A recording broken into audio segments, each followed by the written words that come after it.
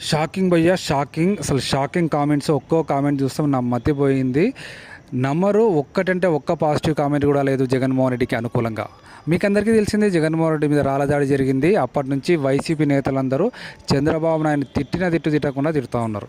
So వాళ్ళకు సంబంధించిన videos నేను ఎన్టీవీ, టీవీ9 షార్ట్స్ వీడియో చూసిన.